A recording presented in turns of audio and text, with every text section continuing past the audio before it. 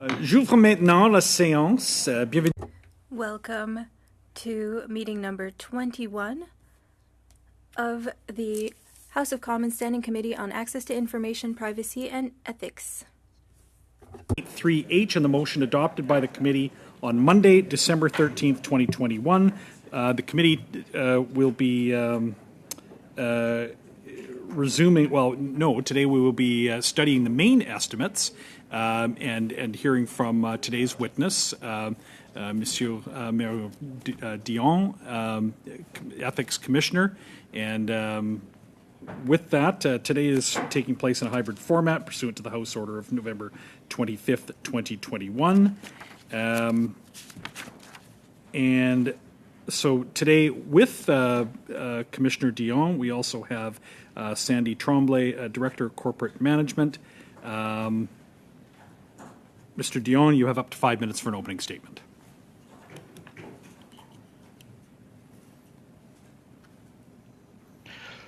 Merci, Monsieur le Président, de m'avoir. Thank you, Mr. Chair, for inviting me to appear before you today as the committee considers the 2022-2023 main estimates for the Office of the Conflict of Interest and Ethics Commissioner. I would like to introduce myself for those who have not yet met me, and I've been the Commissioner for the past 4 years. Our main goal is to help regulatees, namely public office holders and members of the House of Commons, and to help them know and follow the rules of the two regimes the office administers.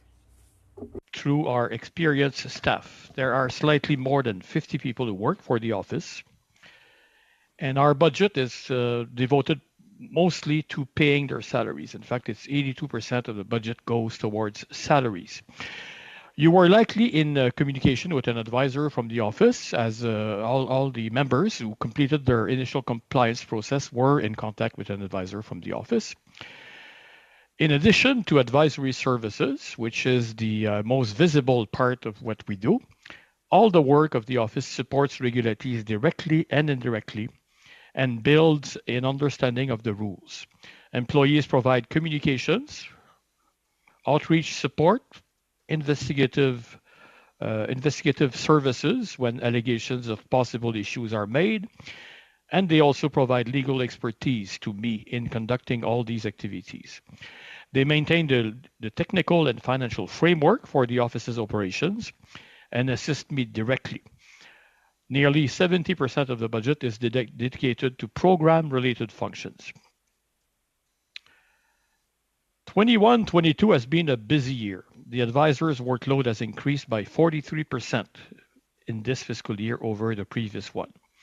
This is a natural outcome following an election, of course, and it requires additional work under both regimes, such as completing the initial compliance process for all MPs, new or re-elected, and for new ministers and new parliamentary secretaries, as well as new ministerial staff. As you know, there is a significant turnover of ministerial staff after an election. Prevention is the major focus of the regimes the office administers, and education is key to prevention. In the past fiscal year, for the first year ever, we surveyed public office holders to help us better understand their needs. The response rate was high and yielded positive responses. The analysis is nearly complete, and we will not only use the results to better align our business approaches, but we will ensure it's made public to support transparency in our work. We plan to conduct a similar survey of members of Parliament, this time under the code, in this fiscal year. I believe that the vast majority of regulatees are honest people who want to follow the rules. My role, the role of my office, is to provide what is needed to achieve and maintain compliance. I believe regulatees are accountable for their own compliance with the rules and must develop a reflex to act ethically and educate themselves in order to ensure compliance. The office will continue and strengthen its focus on education and outreach in support of this. We have maintained our primary focus on assisting, advising, and directing regulatees, as well as monitoring their actions. In the main estimates, you will see that there is an increase over the previous year of $473,000, mostly devoted to the payment of pay increases, economic increases to employees, as well as benefit plans from the adjustment of the rate as determined by the Treasury Board, but also to prepare training and communications materials for our new case management system, which will come online during this fiscal year. So we need to prepare both staff and users to this new system that will be introduced. And the third area is, so it's benefits, salaries, making sure that people understand the new system before it's deployed. And the third area is to ensure that we comply with the new accessibility requirements under Bill C-81 on accessibility. Le commissariat prend déjà des... The office is already taking steps to improve the accessibility of documents used on social media and in presentations. Accessibility is not just required, it is key to meeting the needs of regulatees and the public. I trust this will meet the approval of the committee, and I look forward to responding to your questions.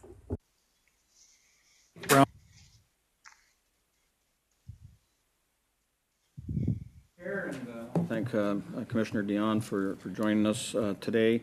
Are you familiar with Section 49 of the Conflict of Interest Act? Section 49, which I will open my statute because I'm sure I'm familiar with 49. I think I know what it is, but I always open the statute. And it's the provision that requires me to suspend an examination when one has been started if I believe on reasonable grounds that the public office holder has committed an offense under an act of parliament in respect of the same subject matter. Have you ever had to? Have you ever had to suspend an investigation because you thought there was a contravention of an act, including the criminal code? Yes, I have on one occasion, and my predecessor has done so as well on 2 occasions. So it has been applied in practice since the act was adopted. Okay. Are you familiar with Section 121(1)(c) of the criminal code? Mr. Less so, but of course I am somewhat familiar for it. I was at the Department of Justice. I was responsible for providing the permission provided for in Section 127(1)(c) of the Criminal Code. So there's been, of course... I don't have the Criminal Code with me, Mr. Chair, however, so I cannot read it. But Okay, well, Section 121(c) I do have, and I'll just read it. Let's go back to it here. And 121(1)(c) says, being an official or employee of the government directly or indirectly demands, accepts, or offers or agrees to accept from a person who has dealings with the government a commission, reward, advantage, or benefit of any kind for themselves or another person unless they have the consent in writing of the head of the branch of government that employs them or of which they are an official. And I'm sure you're aware, Mr. Dion, of the stories that are out now on the criminal brief from the RCMP on the first Trudeau report of 2017, in which the RCMP had considered a charge of fraud against the government under 121(1)(c) of the criminal code. In an interview by your predecessor, she said that no one made that connection for her with criminal authorities on that investigation. In light of the new information, do you think that study or that report of the Trudeau report number 1 should have been suspended and turned over to the RCMP? with the benefit of insight, of course, anything is possible. I don't have a view because I don't have a detailed knowledge of what was available to Ms. Dawson when she conducted the investigation back in 2017. And that the so all I have is what I read in the media. Sorry. Yeah. So based upon the stories that are out there, and based upon the RCMP criminal brief that was gotten through access to information, it was quite clear that the RCMP defers to the Office of the Ethics Commissioner to make those Article 49 references to them. Do you believe that since we don't have a statute of limitations in Canada, that we should be making that referral to the RCMP at this point in time? The investigation was concluded 3 years ago, and I don't believe 5 years ago, I should have said, 4.5 years ago, and I do not. The investigation is over, and I don't believe I have any jurisdiction to reopen any investigation. Okay. As you are aware, there was new evidence that have now been presented, and if you look at the decision tree that's used in the RCMP's matrix under Section 121(1)(c, that if it was, they made the decision not to charge the Prime Minister based upon they did not know if he had the authorization from the head of government or the head of his department to accept the gift, the lavish, very luxurious vacation package. Now we know from the Prime Minister's own admittance and question period that he did not give himself permission. So do you believe that, with your legal background, that with your time spent at the Department of Justice, that this would now conclude with new evidence that there was a potential fraud against the government? It's for the RCMP to determine whether they wish to institute proceedings, and I will be watching with interest what they decide to do. So, when you look at the responsibilities under Section 49, and that you need to, as commissioner, if you come across any information or evidence, you wouldn't hesitate to turn that over to the RCMP and suspend your investigation? I wouldn't. I have in the past. I will in the future whenever I have the necessary facts in order to do so. It is a mandatory provision, so it's not a choice that the commissioner has. The commissioner has an obligation to refer it to the police force that has jurisdiction. So we are watchful for that in conducting our own investigations. We always have that in the back of our mind. Thank you. Thank you. And now Ms. Hefner. Thank you very much, Chair. Merci beaucoup. Thank you very much, Mr. Dion, for your testimony today. I'd like to start by asking you about your appearance before the PROC committee in February. You said that you believe the conflict of interest code is functioning well overall, and I'm hoping you can just sort of describe that comment and the motivation behind it, why you feel that way about the code. When you read our annual report, which will be tabled next month, you'll see that we've conducted, I think it's 600 different transactions with members of parliament who had obligations under the code, and so we provided them with advice. We come across a few situations from time to time where the code is not as clear as we wish it was.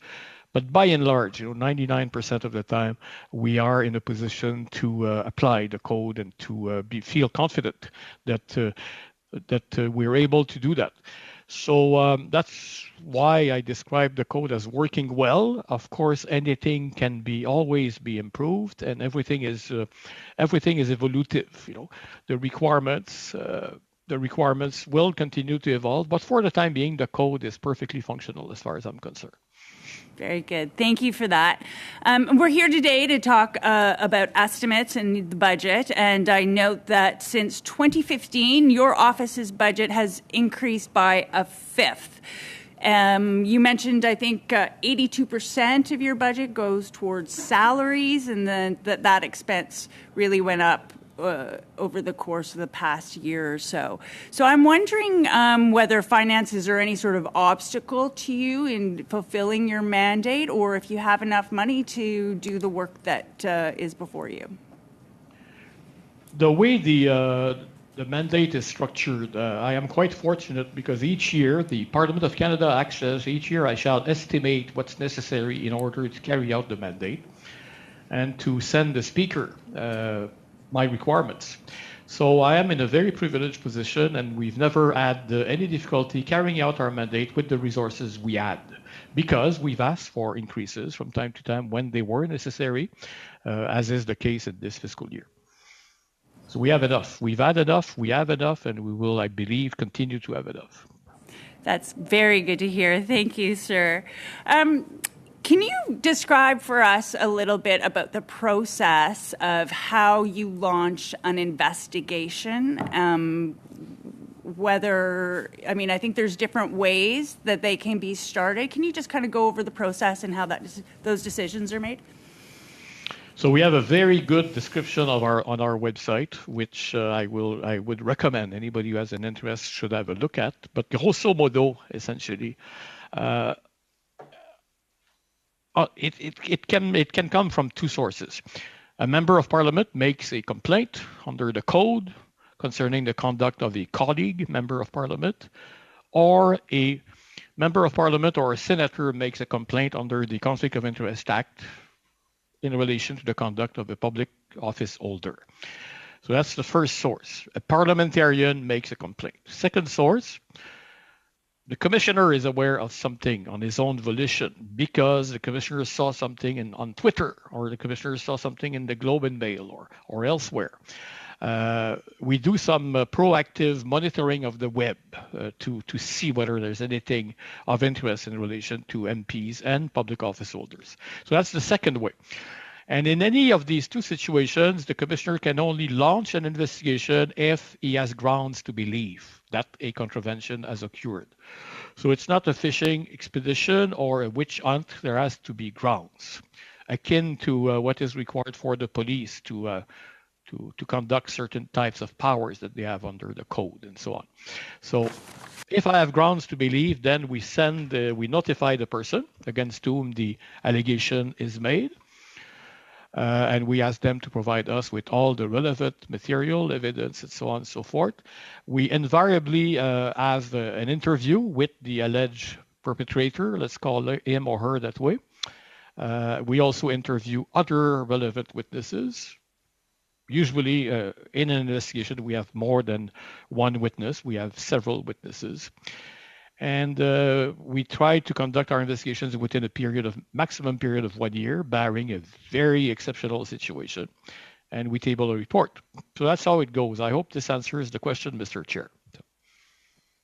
Thank you very much. Through you, Mr. Chair, I'm wondering if how many investigations you have ongoing right now, and whether you have concerns about vexatious or malicious claims, given that sometimes the source is opposition members in Parliament. Is there a consideration of that, or do you take that into consideration when a question is launched? Yes, I do. I do because, in fact, I'm required to determine whether it's vexatious or frivolous, both under the code and the act. So this is a step in the process. It hasn't been a problem. Last year, as you will see in our annual report, we had 58 situations we had to analyze. There wasn't a single one which I would call vexatious or frivolous. Very good. So I may have a. Okay. Thank you. Thanks. With that, we now go to Mr. Mr. Villemure for 6 minutes. Merci beaucoup, Monsieur le Président. Thank you very much, Mr. Chair. Thank you, Mr. Dion, for being here with us today. I would like to start by thanking you for the clarity with your responses, and I greatly appreciate your work. For those who work with you in your team, you said that there's not a lack of resources, not a lack of staff, and the question was inaudible. 3/4 of the people who were there when I arrived were there before I arrived. Only 14 have left since my arrival in the past 5 years. I never really looked into this. A lot of people have university degrees, some have law degrees, some have degrees in administration, communication, journalism, political science. Those are the ones who do the work as advisors, for example. The lawyers have law degrees. It varies quite a bit. Most of them have a university degree, but there is no universal degree, and there's no specialized degree as well in ethics. Yes, that's true. And there are some advisors, for example, would have special training. But I'm answering a little on the fly because I don't have the current information on the training question. So the training is ongoing. They're staying. And what are they trained on to ensure the quality of their service? Answer. We examine what is offered by the public service, and we benefit from the training offered from the School of Public Service, and some of the programs are relevant. Some people have received leave in order to complete a degree at the Université de Montréal, for example, and at other universities. There's also COGOL, an organization that you might be aware of. COGOL is an association, a North American association for people who work in parliamentary ethics every year. And this year, we have a representative at the next Congress, and a lot of our employees participate online for COGOL events. Would you say that training and activities are focused on compliance and ensuring compliance? Answer. Yes, that's something that I noticed.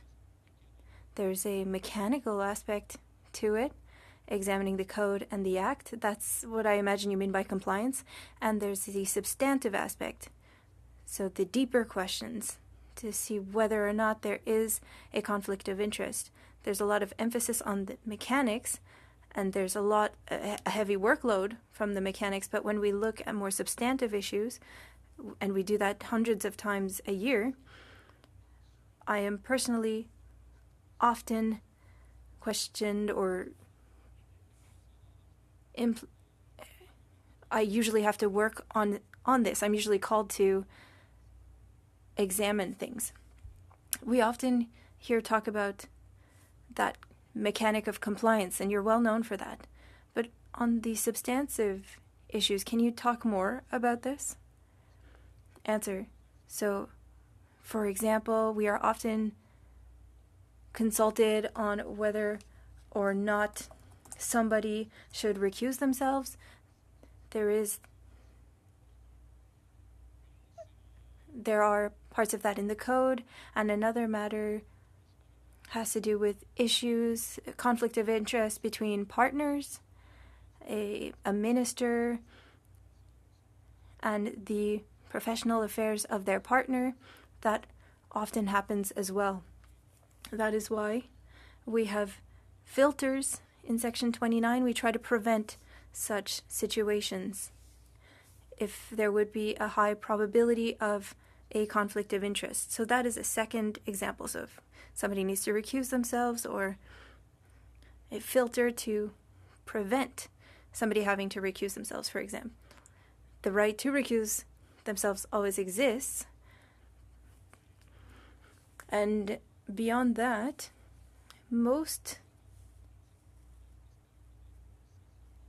we know what people are consulting us on, and we know what we read in newspapers, what we hear at the House of Commons. We follow the House of Commons and committees very closely. And usually, as soon as somebody with a high profile is implicated, then usually I am called upon. So now with the code, you must have an ethical view of the culture. Do you work on culture as well, or are you only examining a case and not before it comes to you? Inaudible.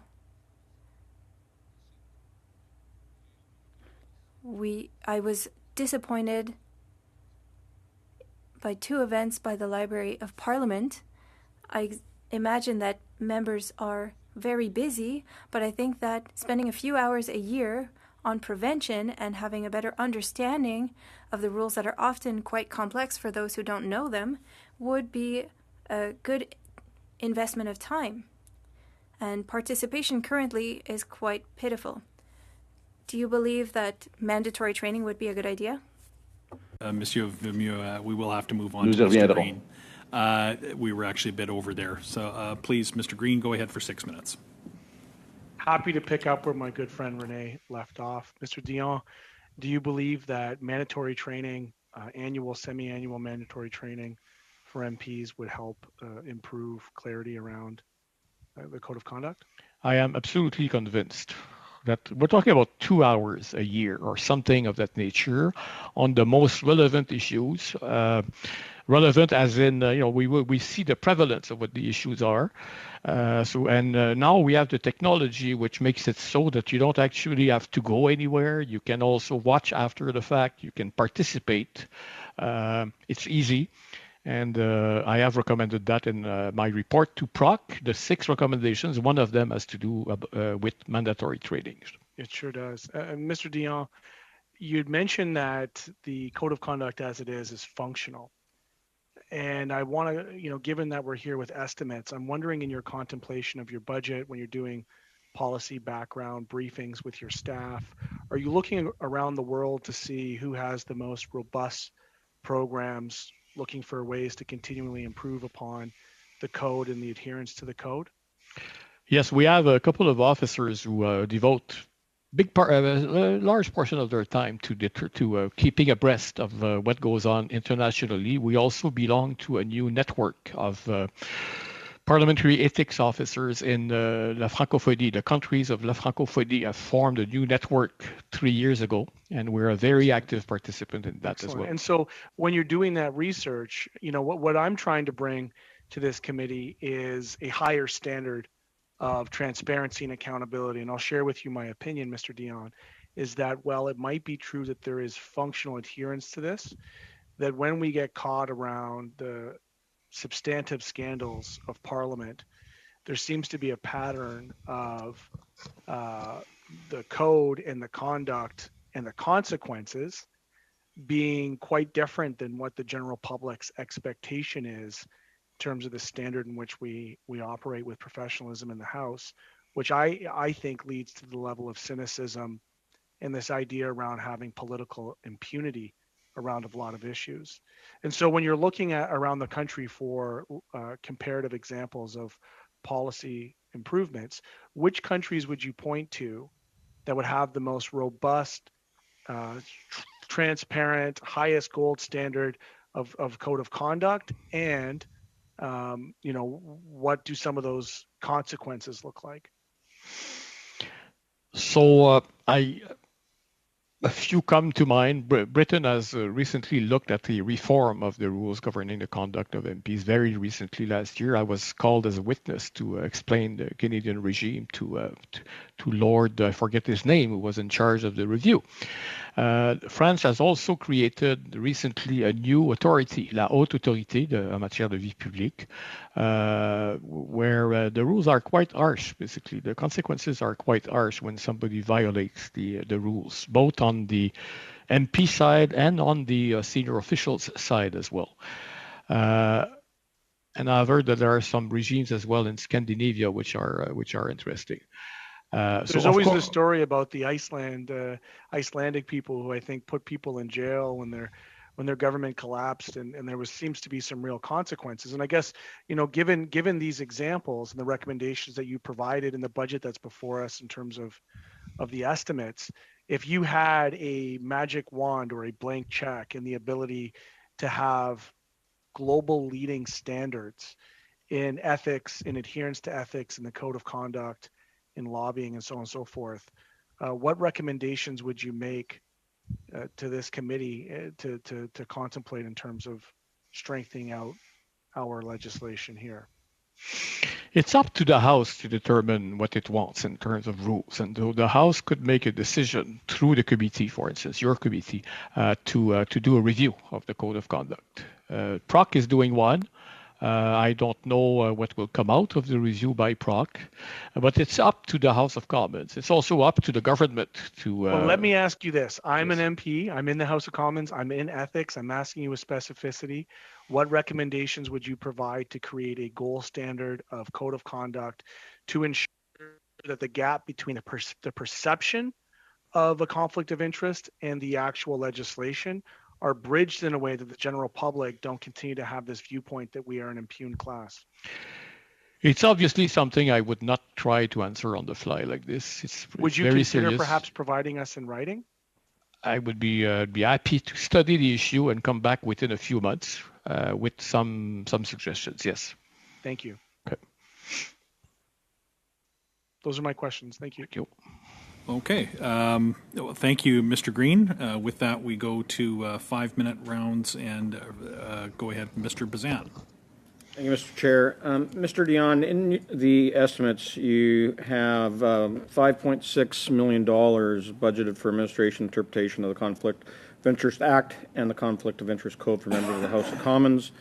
Knowing that you need to be looking at other pieces of federal legislation, such as the criminal code, under the Article 49 or Section 49 of the Conflict of Interest Act, do you have on staff anyone that has a particular lens on violations that are happening under other pieces of legislation when you are undertaking your investigations?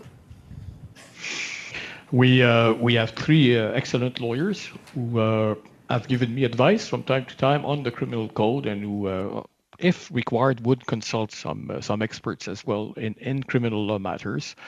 So I do have the professional resources that are required to keep in mind continuously the criminal code aspects of what we do.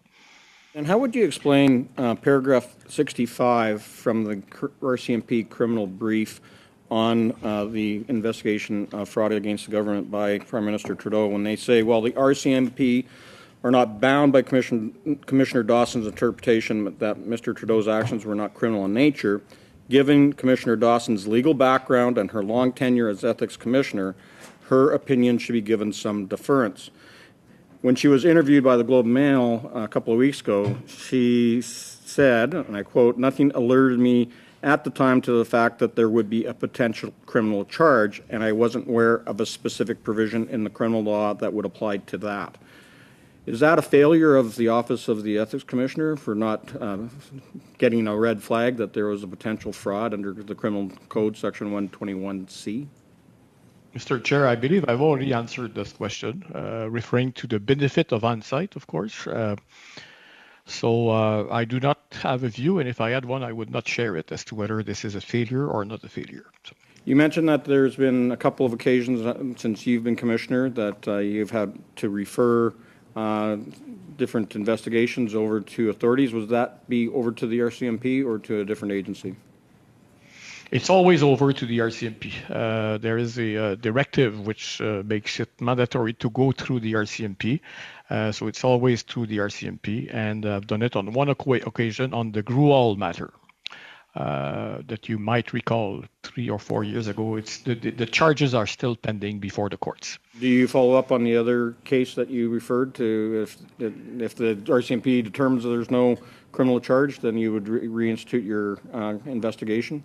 As to I would reassess. I would reassess whether I should terminate the suspension and resume the investigation, or whether the matter has become moot, depending on the facts of the case. There was a case a few years ago involving Mr. Carson, who was special advisor, I think, to the government back in the first part of the 2000s.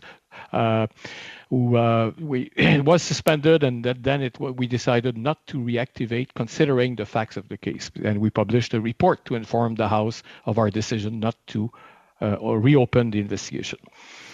Okay. Do you believe that anyone, including public office holders, are above the law? No, I don't. Not at all. I believe everybody is. The rule of law is one of the cardinal foundations of our democracy. So do you agree then that the Prime Minister is not above the law, that he should not be allowed to act with impunity? Nobody is above the law. Then how do you feel about the statement by the RCMP in their criminal brief that they took into consideration public interest, as it would undermine the integrity of democratic institutions? And that's one of the reasons they never charged the Prime Minister.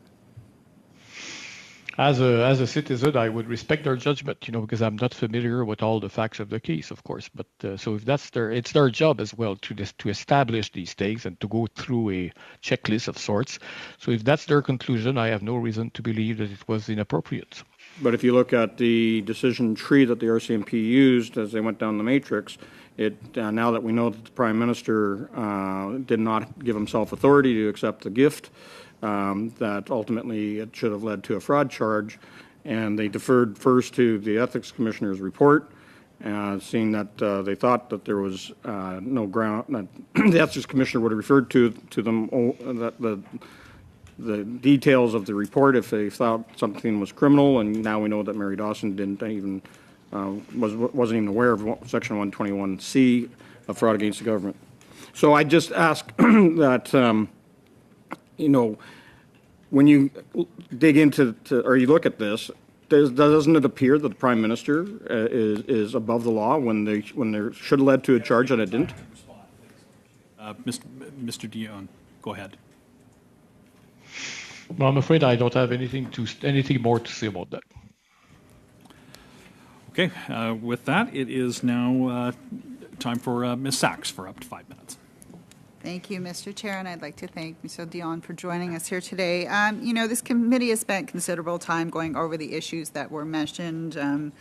They've been thoroughly aired, and as you mentioned previously, they're closed. But I would like, for the sake of, understanding process, can you describe how your office maintains the division between your mandate and criminal investigations and why that is so important to what we do here? It's more than a division. It's an absolute. We have no. Section 49 is the bridge between our office and criminal prosecutions, and other than Section 49, I basically play no role whatsoever in the criminal process. So I refer the matter to the local authorities, or I cease and desist whenever I learn or I'm told by a local authority that they are investigating.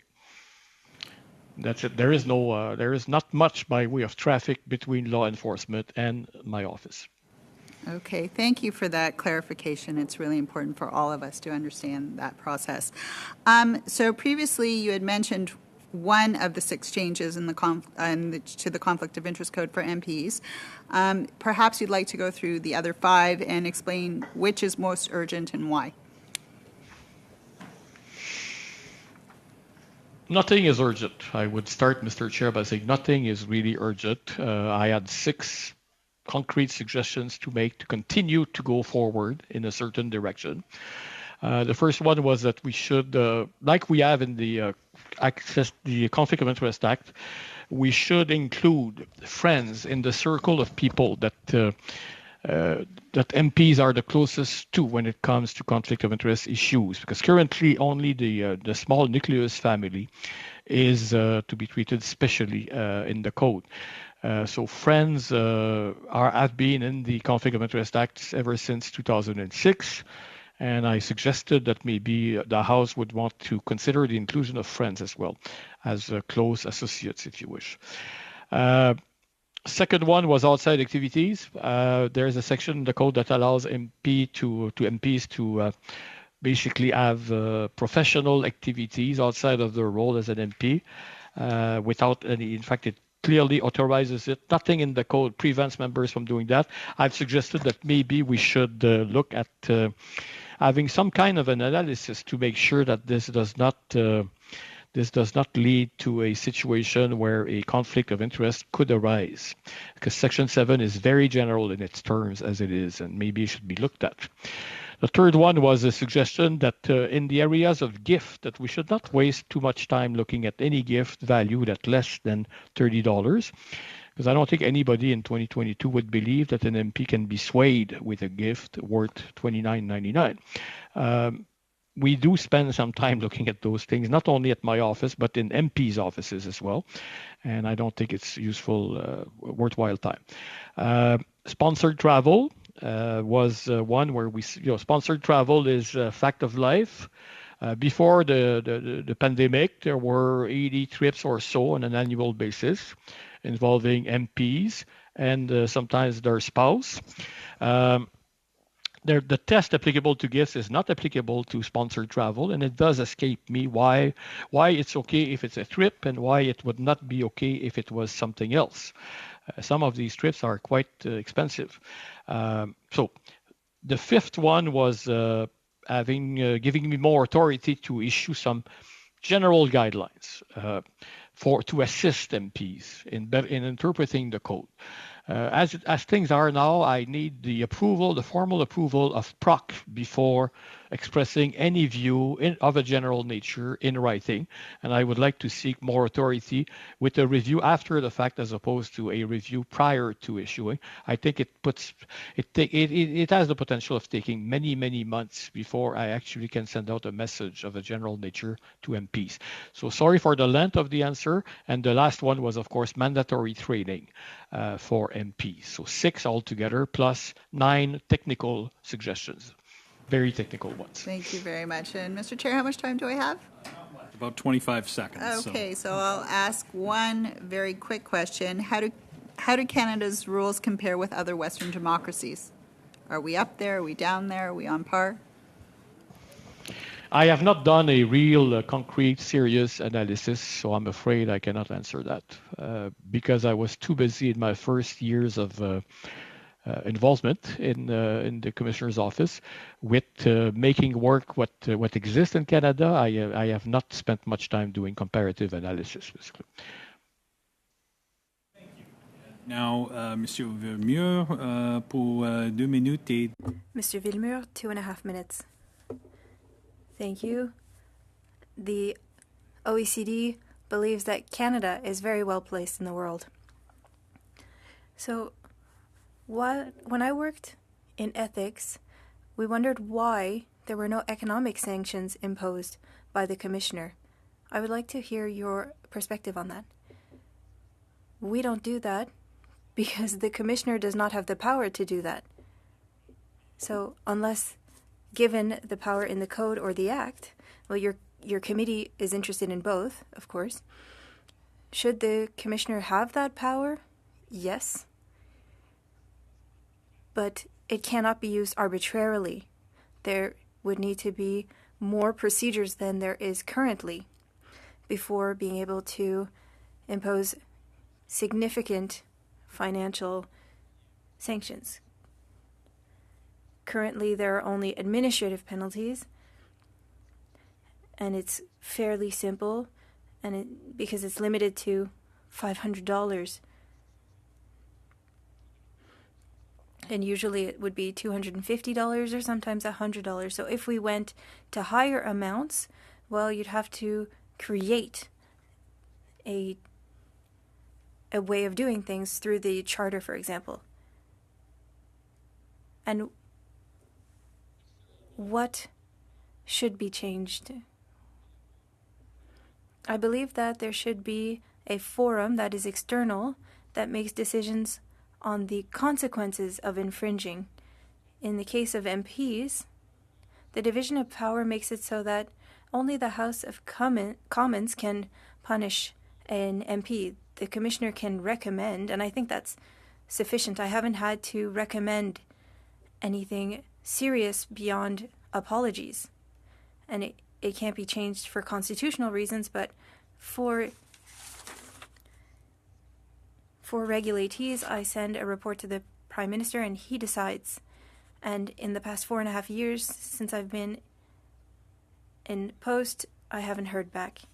And there's a social sanction as well, if ever one is found to have infringed upon the rules. Yes, thank you. For 2.5 minutes. Thank you. And so I think where the challenge is, and forgive me if I've missed this, but when your recommendations go to the PM on regulatees, I mean, the obvious question is what happens when when it's the PM who's in contravention. Can you speak a little bit more about what that forum might look like and how we might be able to provide that improvement? Because I would agree, it ought not be a political decision made, by the House in that regard. So just to recapitulate, when an MP is concerned, only the House can punish an MP. The Commissioner may make a recommendation in a report, and I've done so on one or two occasions. And it's sufficient, and it's constitutionally the only option in any event. Under the Act, for public officials, so ministers, parliamentary secretaries, ministerial staff, so on and so forth, GICs, I do not have any authority except for administrative penalties. If the government and MP should decide whether they want to introduce a bill to change the Act, and when they do, I will be pleased to express my point of view. I think it's premature to do so because we haven't done any serious study of that matter either. I think my role is to implement the Act as it is, not to dream of a new Act. I'm not in government, so. Well, I'm dreaming, sir, today here with you, and I appreciate you coming along with me on that ride because I believe that we could do this better, and I think about the ways in which we spend time during COVID going through a scandal, ultimately, cause somebody to resign and move on. And I don't see the connection between the occurrences and the scale and scope of the scandal versus what's actually there as a penalty. That would be one that's non-political. So I'll ask you a question with specificity on the estimates. Are there any other aspects of your operating budget that should be highlighted? No, I think I've done so already. The three areas of increases, everything else is fine, under control, and we operate independently from government and from the Treasury Board, so it's perfectly fine. Any challenges, monetary or otherwise, that you're facing? No. None at all, eh? No. But things evolve, Mr. Chair, of course. I reserve the right, 43% increase in the number of situations where we gave advice last year. So it's possible that maybe if it continues, we will need some additional resources, but not at this point. The right has been reserved, Mr. Dion. Thank you for your service. I appreciate you for being before us here today. Thank you. Thank you. We're going to do one more round. I'm going to cut the times a little bit to make sure that we do finish this meeting on time with respect to members that are traveling this evening. So we go now to Mr. Couric for, let's say, 4 minutes.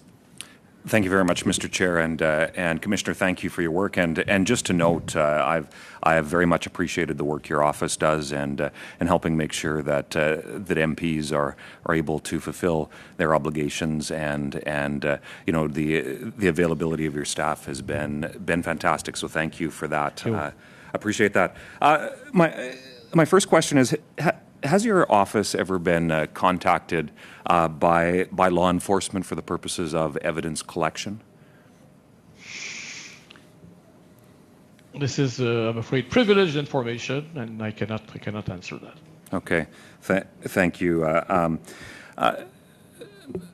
Mr. Dion. Is there precedent to reopen an investigation that either you or one of your predecessors would have previously closed if new evidence came to light? There isn't, to my knowledge. I would have to check with. I'm 99% certain that it has certainly not happened in the last 4.5 years I've been there. With your understanding of the Act,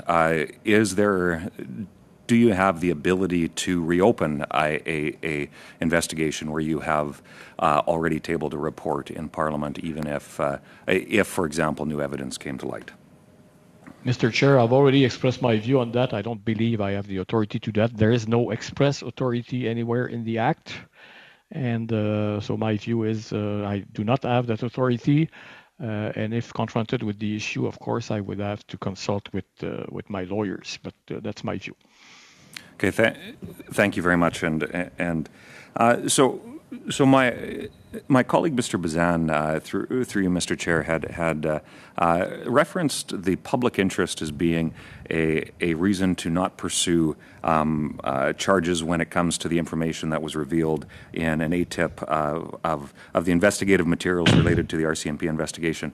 In your work as commissioner, have you used similar logic in not pursuing an investigation or pursuing consequences because of somebody's actions because of the public interest? No, I have not ever. Okay, thank you for that. Now I'm curious. Penalties. You know, when certainly over the course of time that I've been a member of Parliament, now having run into elections, when folks ask about ethics violations, and especially as there's been some very, very high profile ones, when folks ask what the penalty is, and I outline some of the details in the Act, $500 is certainly not significant, certainly in the eyes of many Canadians, and I would agree with them. Do you think that it's monetary penalties? Does there need to be other metrics that should be involved to ensure that there is a disincentive for public office holders to break the rules? Section 19 of the Act says that abiding by the Act is a condition of employment. So the government, as an employer, faced with a situation where I have found a contravention of the Conflict of Interest Act, has the power to basically impose disciplinary sanctions, including up to and including removal, because Section 19 is very clear about that. So as the employer, the government can make that decision based on the facts of the case. Okay. Thank you very much, and I would simply note that this regime is incredibly important, and I've certainly heard from constituents that have had their trust shaken in the institutions of our government by the actions of some including that of the Prime Minister. So thank you very much, Commissioner, for your work, and hopefully as this committee is able to review things like penalties and other aspects of the Act, I look forward to engaging you, as some of my other colleagues have said, for your suggestions as to how we can make sure that ethics is a part of the government. Thank you. And now Mr. Baines for 4 minutes. Thank you, Mr. Chair, and thank you, Dion, for being here with us today. Your most recent report on April 1st noted that 49 MPs from all parties are outstanding with their compliance reports. Can you speak to why that happens and how it compares with previous parliaments, why it's important to complete this work? So I'm pleased to report that, first of all, the situation is better today than it was when we published that report last week, I believe, on Wednesday. So the situation is getting better. We're down to less than 10 MPs who have yet to initiate the process with us. And we have a certain number of MPs who have to sign the draft statement that we sent them. They have 60 days under the code to do so. And I don't understand it, but many MPs decide to do so on the 60th day. They can actually choose to do it on the first day, second day, third day. But it's human nature, I guess. So we have many MPs who only have to sign on the dotted line, and it will be over for that. So we're at over 90% in terms of real completion at this point in time. And it's better than it was in 2019, much better. Thank you. And you talked about an increase of a parliamentary approval of 7.3 million in 22 and 23, an increase of roughly 425,000 over the previous year's main estimates for your office. How will these additional funds enhance your office's work? Many of the employees who work in my office are what we refer to as knowledge workers. It takes years sometimes to learn the job, to learn how to appropriately do the work. So a large segment of this expenditure is for a reasonable economic increase of 3.5% of their salary on April 1, 2022. and also the payment of slightly more for fringe benefits as decided by the Treasury Board. So retention through a decent pay increase, which is less than inflation. In fact, it's far less than inflation, but it's still a good sign by the employer, i.e. myself, that we value their services. So that's where we will put that money, and we also will put that money to better, some of the money will be used also for a staff survey to make sure they continue to be happy in their work and they provide good services. And, we have a service standard that says that if you get in touch with us and you want advice, 3 days. We'll do it within 3 days. And last year it was met 95% of the time. And I'd like it to stay that way. And therefore, I don't want to lose the precious advisors who provide the services. So that's what we're doing. We're trying to have a working environment which is fulfills their professional aspirations, so that they don't look elsewhere just for a few dollars more. I thank you for your time and thank you for your service. Do I have any more time, Mr. Chair? You've got time for a very brief comment or perhaps a brief yes or no question. You've got about 30 seconds. I will just say thank you for your service. Thank you for all the information you've provided today, Mr. Dion. And I will thank you, Mr. Baines, for helping keep us on schedule. I will go now to Monsieur Villemur for 2 minutes. Monsieur le Président. Thank you, Mr. Chair. I could spend hours talking to the Commissioner, but the answers that were given up till now, I find that they've been very clear and very exact. I hope that we'll be able to count on Mr. Dion for years to come. I think that what has been said is bringing us in the right direction. I have a question. Do you believe that we could influence an area's culture through your actions? Answer. I believe that we have changed the culture. You'll see the numbers next month that people seem to be taking us seriously, more so than in the past 4 or 5 years. So people know that we exist, they understand better, they participate in their obligations, fulfill their obligations. But again, participation to education activities is key. We will make recommendations so that those activities can be made mandatory. I would also like to congratulate you for trying to keep your staff. As you say, it takes years to train people in that field, and it's not easy. And these competencies need to be valued. I don't have any other questions. Thank you, and I appreciate everything that you do. And now, Mr. Green, you'll have the last round here for a couple of minutes. Thank you very much. How often do you launch examinations on your own initiative? It's about 60% of the time. So if you look at, we've done, since I've been there, 21 reports. It's about 2/3 were on my own initiative. And do the resources of your office have an impact on the number of cases you can examine on your own? No, we've always had enough resources to do what I have never failed to investigate something I wish I could investigate because of a resource consideration. Never. That's a great answer. Yeah. Thank you, Mr. Dion. According to your strategic plan for 2018-2021, your office was to focus on some key priorities, including the modernization of technology. Is the modernization completed? I referred to our new case management system, which will be launched in this year. It's well advanced. Basically, we're at the 80% mark, but we want to do it well with a good education program, both for within and for users as well, including MPs. Okay. Thank you very much, Mr. Chair. Those are my questions. Thank you. Thank you very much. Thank you, Commissioner. For Can I save another minute for another meeting, maybe? I can just add no, on you to no, you may not. I think you might have had that minute already at a previous meeting.